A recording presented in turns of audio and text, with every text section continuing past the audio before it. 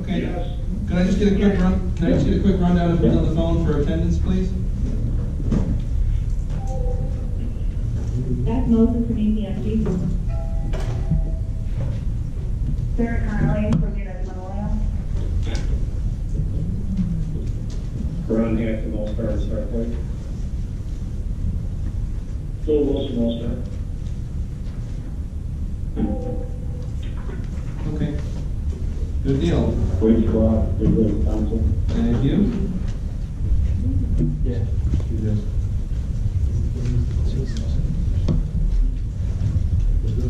Okay. All right. So the minutes from the January meeting are attached. Just take a quick look at those so we can approve those and move on to the business of the day. I just had one note for them. Sure. It has that Rushford was approved for DLS 12 lead. Okay. They didn't apply for DLS 12 lead. So I need that one deleted. And then for the affiliates survey session, which I don't know if that's it just doesn't go as much better. We will correct the Rushford lead. Okay. So we'll remove Rushford Rescue from the thing they didn't actually apply for, but we approved, so that's cool. Any other changes proposed before we go on accepting minutes as amended? Okay. I'll move that we accept the minutes as amended. Anything else? Yes. Thank you. Seconded by Dr. Walters.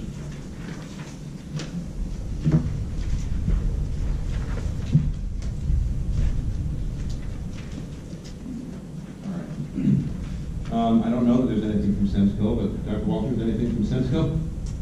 See that? I think we've had meetings. May, right? Okay. Correct. All right, very good. The chairman's report, I really don't have a lot to say. We're nearing completion of the protocol, or excuse me, Wremac policy review. We have nothing that we have to deal with today, which I'm relieved to say for once. But that's mostly because the drafts weren't prepared, and that's mostly on me. So we'll hopefully take care of that and be done for a couple of years by the next meetings. That's really all I have. So we'll move on to trauma advisory. Deb? Hello. Really don't have anything here either. We did not do a meeting in March because both trauma programs had their review in March. So if we can get a room, we will hold a meeting in April. If not, we will push it off to June. Okay.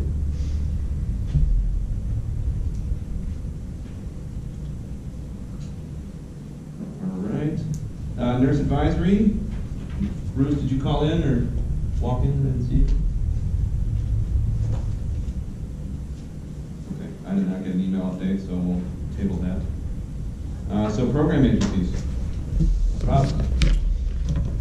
Good afternoon. I have listed on there some of the classes we've conducted and some that are up and coming. Since this report was done a couple of weeks prior to the meeting, there have been some things that we added. NTRIP is actually going to be running a summer EMT course, and I have that information, so if anybody's interested in the summer class, let me know and I will get that to them. Genesee County's applied for their PAD. We just trained 119 employees for that. That's one of the things that I was going to update. We trained them in the ECSI, CPR AED, and of course it went over the course of February. We have also, and it's been kind of weird where we're putting this, but I do have Olcott Fire Department that's requesting syringe epinephrine. Additionally, COVA is requesting a medical director change from Dr. Farney to Dr. Borton. And Mercy EMS has put in a request to change from Dr. Lynch to user. So still pushing the request for the PAD agencies to turn in PAD usage forms.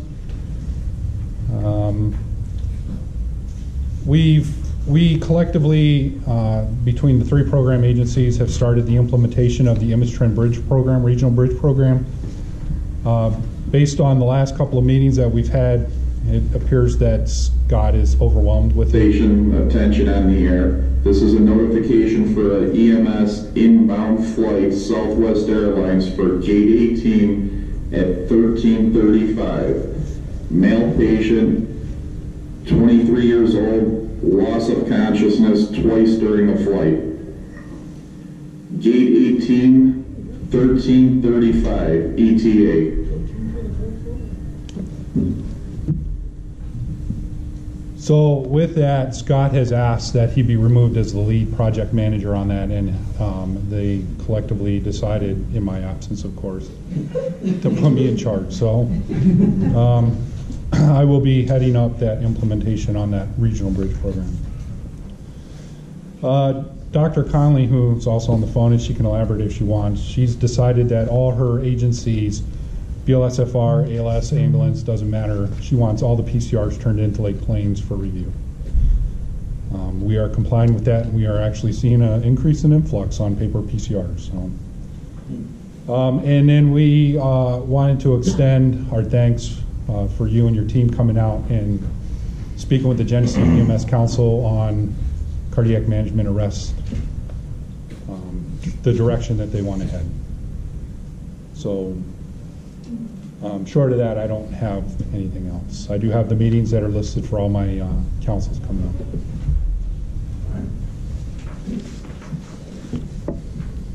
Stems?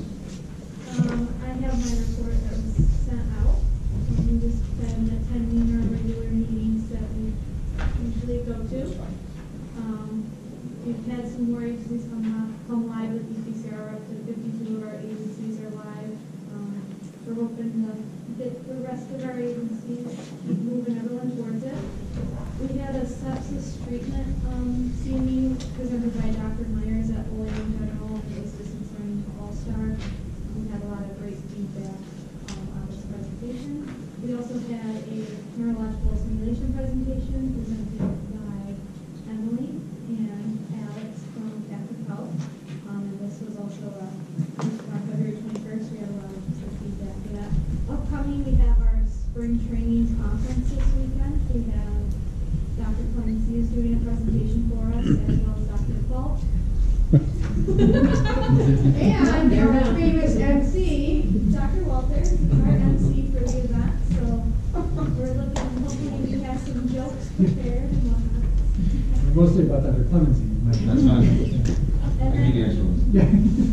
lastly, we've been working with Brian Wilcox from Mercy Flight, and we're having, for National Stop and Bleed Day, we're having, right now we have 2 sessions planned on March 31st, but if we have the need, we'll probably have a 3rd session depending.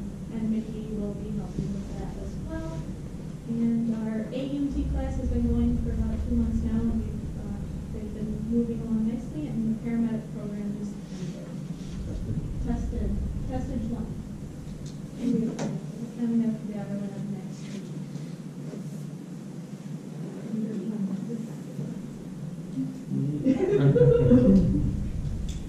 Cool. Thanks. So for UBMD, Scott and Karen couldn't be here today, so I'll do my best to bumble through the report that's attached at the end. The training and notices are sent up the top. The Greater Buffalo EMS Conference is coming up April 28th and 21st. The flyers on the back page there. Some excellent speakers. Dr. Daly is coming in from out of town, as well as Jeff Myers, and then you're also set with me for a couple sessions. But it should be a good time. It's pretty successful every year. We hope to see everybody there.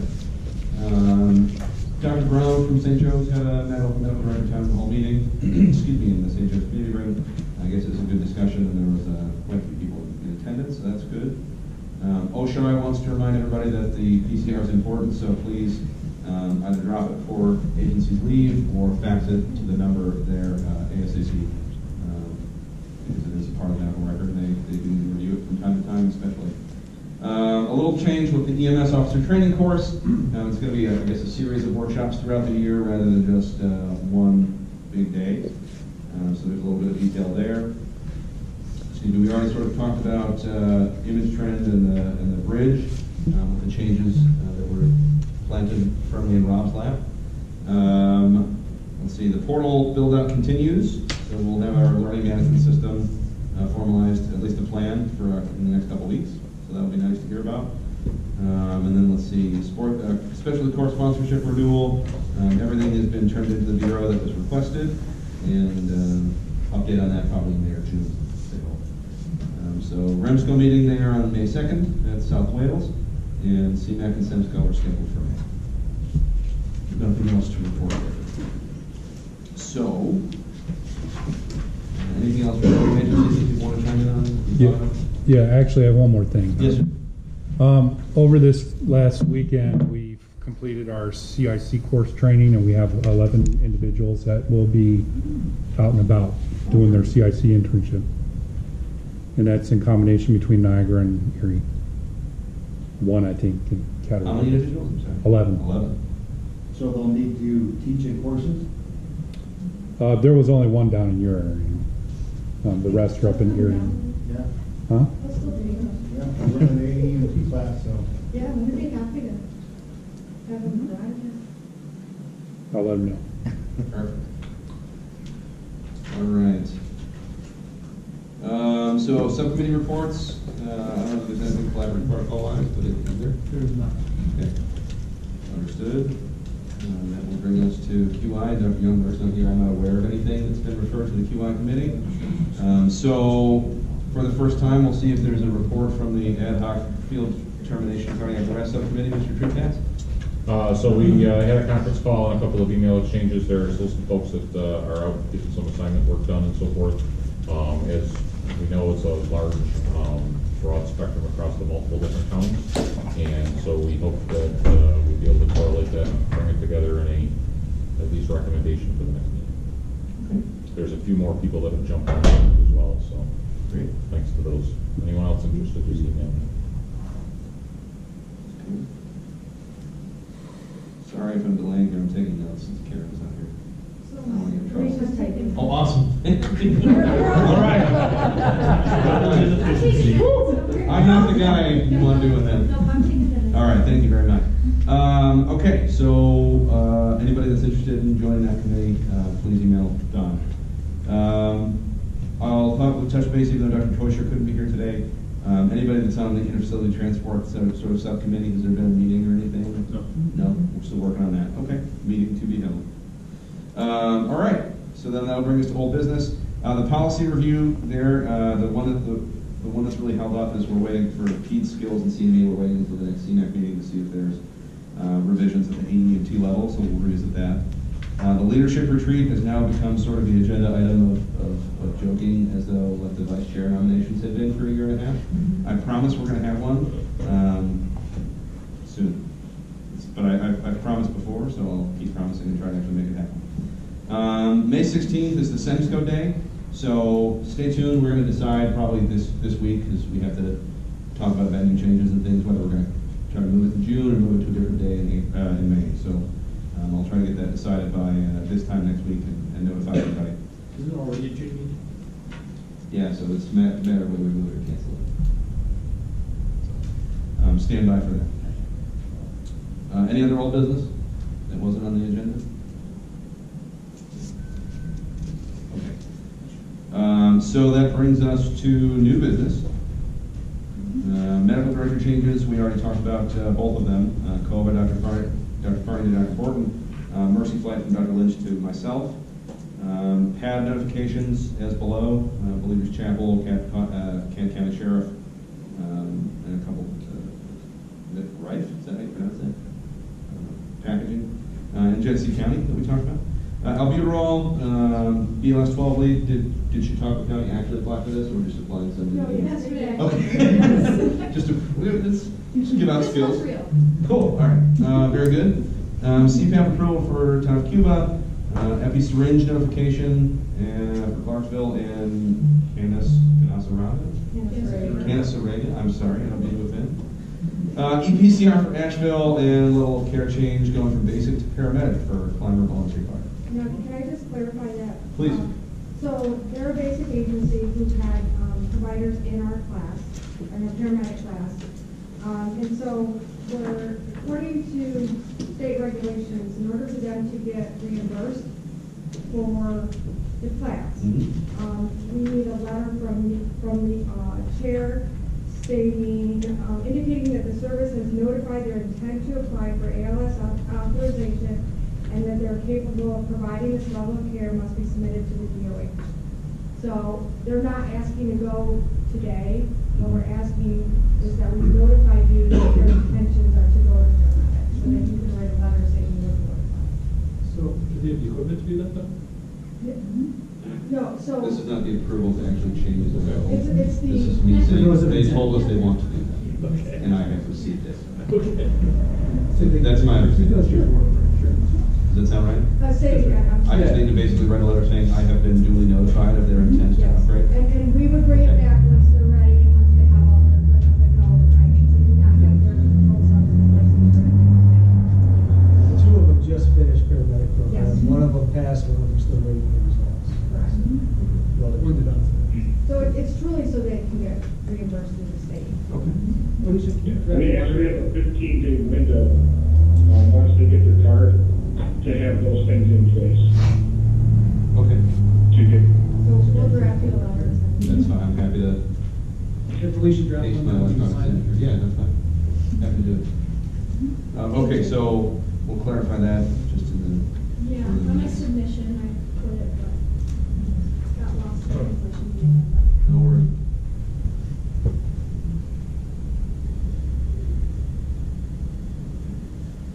So if there's no further addenda to those new business items? Dr. O'Brien? Yes, sir. Just that one last, the Alcott for syringe epinephrine? Yes. That was a last minute submission after I wrote my email to Karen. Hey, can somebody go to the front door? Sure. So Alcott? Yes, Alcott. Okay, so adding Alcott to syringe epinephrine. Okay. Is there a motion to approve these in minutes? I'll make a motion. Second. All in favor? Aye. I'm abstaining because I'm part of it. Okay. Carries. Any opposed? Still carries. Okay. Any other new business before the Wremac? I just have a couple of items. Yes, sir. Sorry. I'll be back. Stop it. No, a few years ago, Dan Intel from Cheektowaga County Hazmat came before the Wremac, and we were talking about doing some hazmat toxic specific protocols at the time. We kind of put that on the back burner, collaborative protocols, and that Dr. Falk and I have been working with them to revise and rewrite some hazmat toxic protocols that kind of follow what NILRIMS does, although theirs are a little bit different unofficial type things on med control orders, and what FDNY does for their rescue paramedics.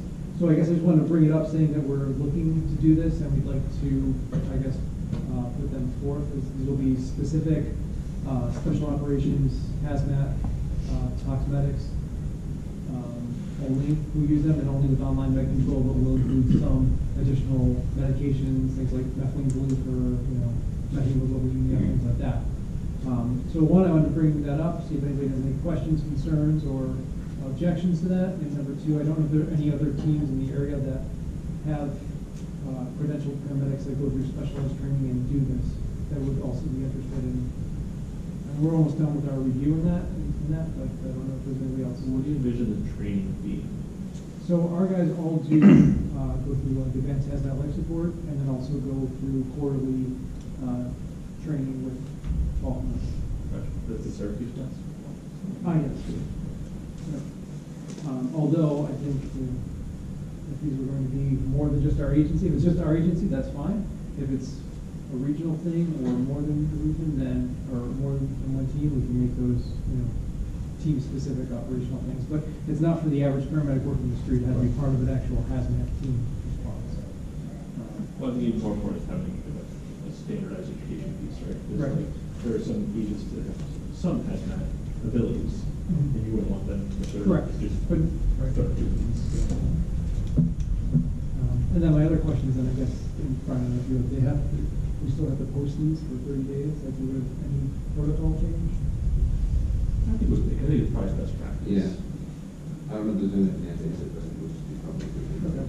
And last then, with that is, do we need to have someone other than Paul tonight, is somebody else through the Wremac subcommittee to review these, to approve them and send them on to the CMAC then? I think that would be a reasonable thing to do. Subcommittee consists primarily of Paul. I have a problem. There's too many And a couple other members is interested? Sure. All right. Anybody else that's interested in participating, then please reach out to Dr. Falk, Dr. Walton. Yeah. Cool, that's a cool thing. I hear that come. All right, I'll keep going then, down my list. Number 2. Got a whole list down. Sure. No, what was just, I guess, a question or a clarification of how we do, for some of these optional skills that we're doing, I don't know that, things like we do albuterol, glucometry, epi, CPAP, BLS 12 lead.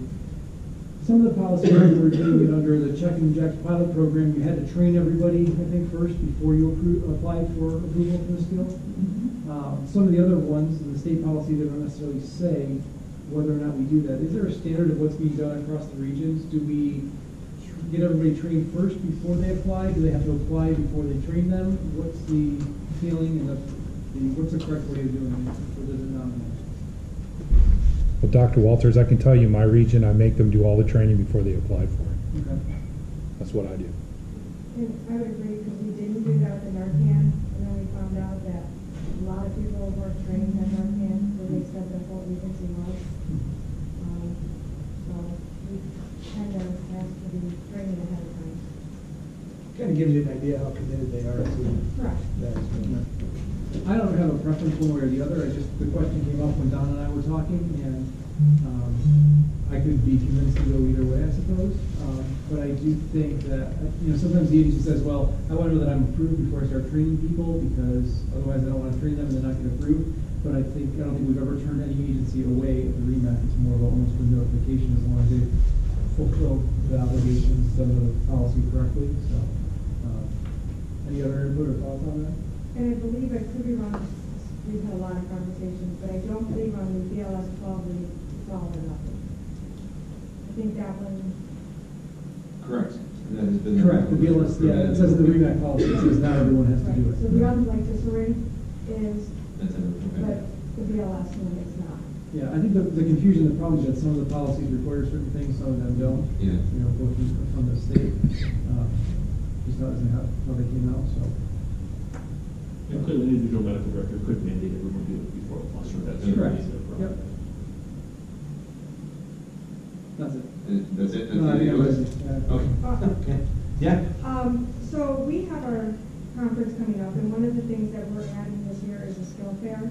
Okay. So that people can actually get their skills signed off during the conference. And unfortunately, at the last minute, I noticed that our skill sheets that we have online were missing several things. Specifically, I was looking for CFRP and ENT, because that's all we're pretty much doing at the. So EPI, the 12 lead, the IM syringe, and CPAP were not on the current.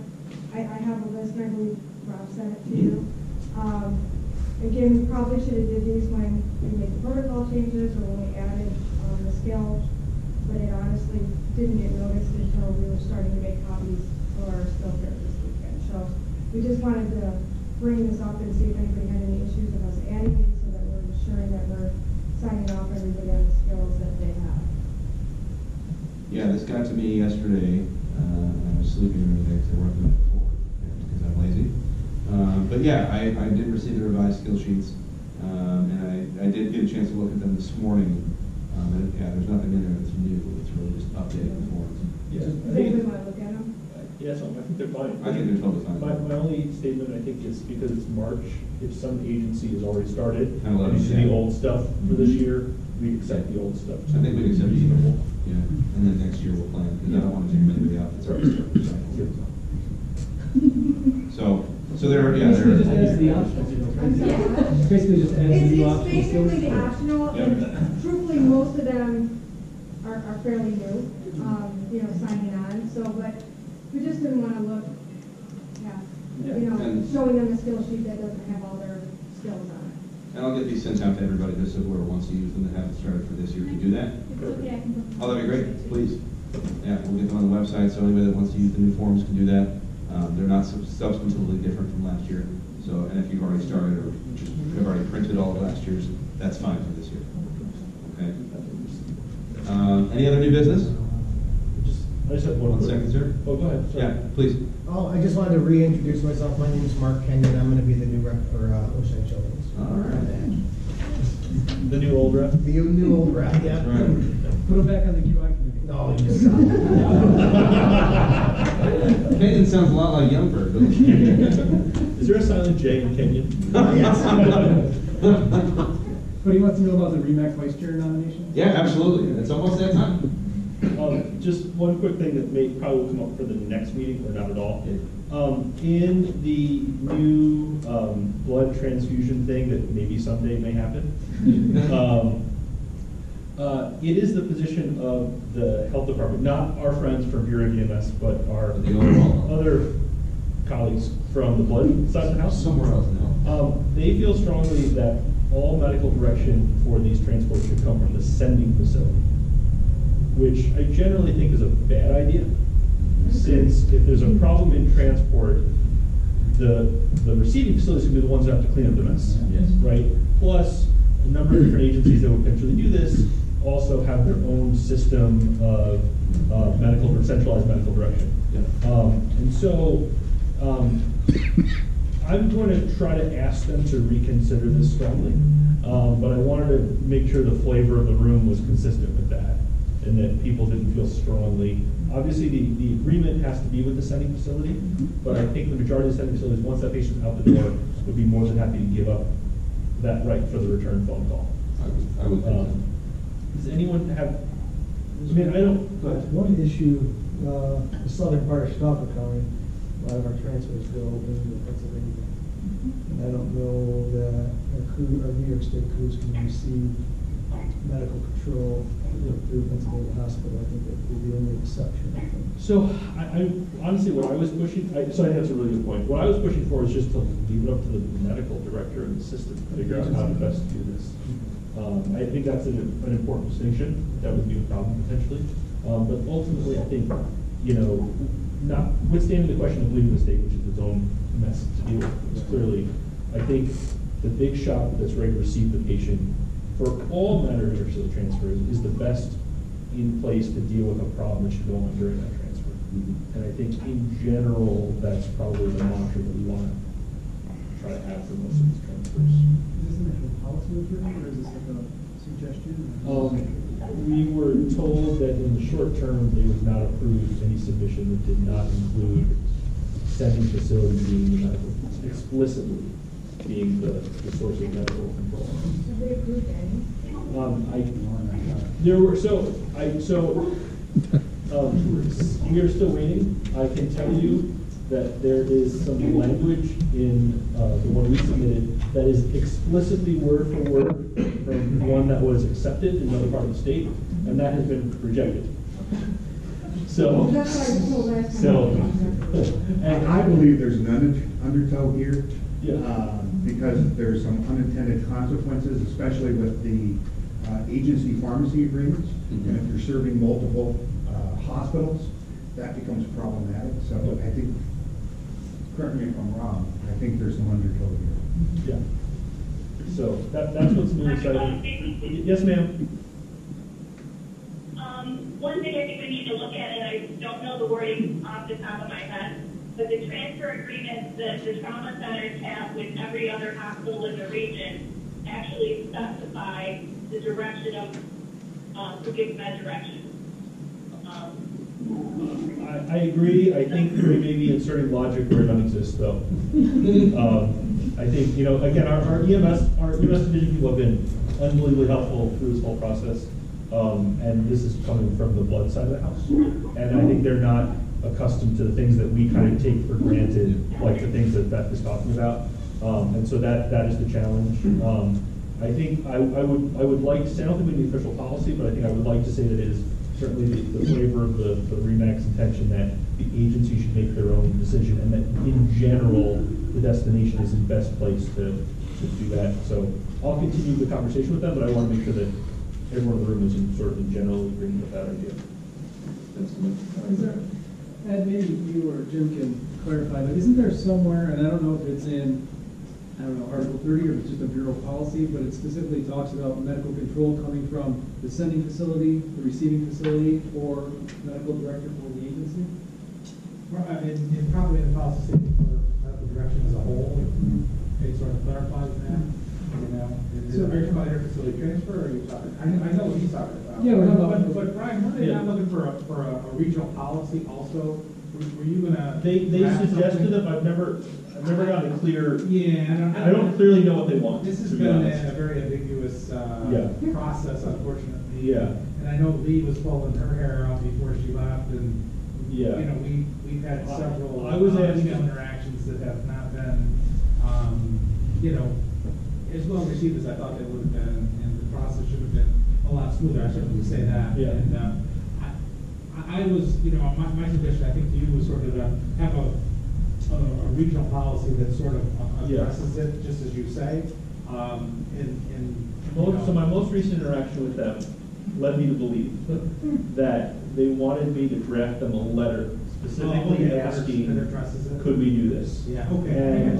And that they would then bring that Yeah, to I guess, some other meeting. And I'm not sure the background, you Yeah. know, I mean, you know, obviously, you know, if you look at it from the, you know, sending versus receiving facility, you know, the sending facility is still responsible for the patient until they get Yeah, their door, et yeah. cetera. But, so I don't know if they're going along those lines, or if, I'm really not sure.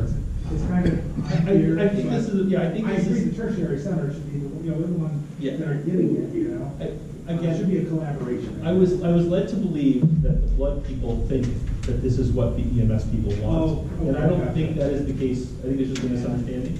But I didn't want to draft a letter to them, probably asking them until I kind of felt in the room. There's That's- definitely a disconnect. So. That's kind of where we find ourselves. But again, the Bureau of EMS folks have been super helpful during this process, and I think feel the pain that I feel. I didn't answer your question. No, but I guess where I'm going with this is that there is that policy, but also, isn't, in Article 30, isn't it under the purview of the Wremac to define both the facility protocols and credentialing of online medical control? Yeah. So I think it's outside the blood and tissue bank's purview to be dictating. And I think that one, you know, I would say in one rendition of that, they asked for a regional protocol, you know, and that's where I thought we were gonna massage those words to match exactly what, Brian, was saying, so. No, I know it's not the Bureau of EMS, but I guess what I'm saying is that maybe the Bureau should tell the blood bank that they need to stay in their lane. Well, it's certainly something that we could add into the revised near facilities. We could add language specific to point of destination medical control. So I think the problem is, you know, we're all focused on Article 30 that we know well. There's very specific blood regs that we're now stepping into also. And it's one of the few examples of EMS being run by things besides Article 30. And so it's just, we're in the blood vortex.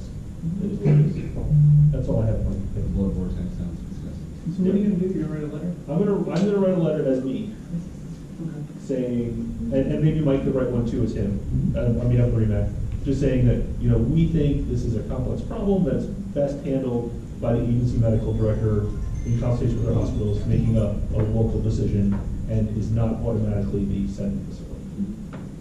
I think that would help move the conversation. Should we draft a letter from the Wremac? I think that would be helpful. So are you asking for a motion? Yes, I make a motion that Mike writes that letter. I was second. I want to make a motion that Mike signs the letter that I write for him. Oh. Unless you want to do it yourself. No, I'll look at it. Okay. Any people want to vote in favor of that motion? Aye. Opposed? Dan. Sounds good. Any other new business? Or business of any other kind? Very well. Well, then we will conclude our sub-1 hour meeting. Thank you all for coming. Thanks to the fire department for hosting us today. And I hope someone mentioned. If you want a little bit about their